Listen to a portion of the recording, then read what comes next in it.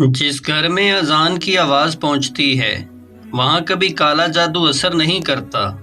جس گھر میں پردہ دار عورت رہتی ہے وہاں حیادار بچے جنم لیتے ہیں۔ جس گھر میں 3 بکریاں ہوں وہاں رزق دن بدن بڑھتا ہی رہتا ہے۔ جو عورت گھر میں بھی پردہ رکھتی ہو اس گھر سے اللہ راضی رہتا ہے۔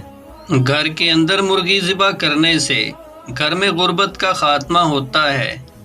رات کو بکری کا کچھ دودھ پی کر سونے سے رات پر بینائی تیز ہوتی رہتی ہے۔ جس گھر کے آنگن میں رات کی رانی کا پودا لگا ہو اس گھر میں کبھی زہریلے کیڑے مکوڑے نہیں آتے۔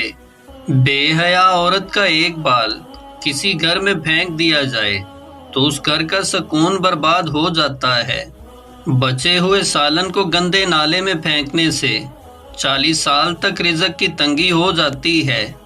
کھانے کے اوپر سے پانی پینے سے بندہ بڑھاپے کی طرف جلدی بڑھنے لگتا ہے۔ گھر میں چکور کو لے کر پالنے سے گھر میں کبھی آفتیں نہیں آتی۔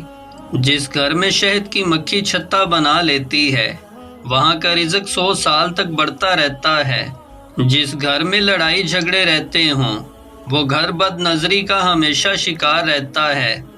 جس گھر میں شوہر کی نافرمان بیوی رہتی ہو وہاں رحمت کے فرشتے نہیں آتے۔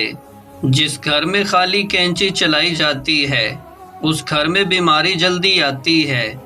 گھر کی مرغی بیمار ہو جائے تو یہ غربت آنے کی بڑی علامت ہے۔ نماز کے بعد پانی پی لینے سے آدمی کبھی بوڑھا نہیں ہوتا۔ تربوز کھانے کے فوراً بعد پانی پینے سے انسان کی جان بھی جا سکتی ہے۔ پاؤں کی چھوٹی انگلی اور گھٹنے کا رنگ نیلا ہونے لگے تو سمجھ جاؤ کہ موت آنے والی ہے۔ نیند میں خراٹے لینا سست اور کاہل آدمی کی نشانی ہے۔ عورت کی انگلیاں لمبی ہونا عورت کے عقل مند ہونے کی بڑی علامت ہے۔ جس گھر کے آنگن میں رات کی رانی کا پودا لگا ہو اس گھر میں کبھی زہریلے کیڑے مکوڑے نہیں آتے۔ بے حیا عورت کا ایک بال کسی گھر میں پھینک دیا جائے تو اس گھر کا سکون برباد ہو جاتا ہے۔ جس گھر میں 3 بکریاں ہوں وہاں رزق دن بدن بڑھتا ہی رہتا ہے۔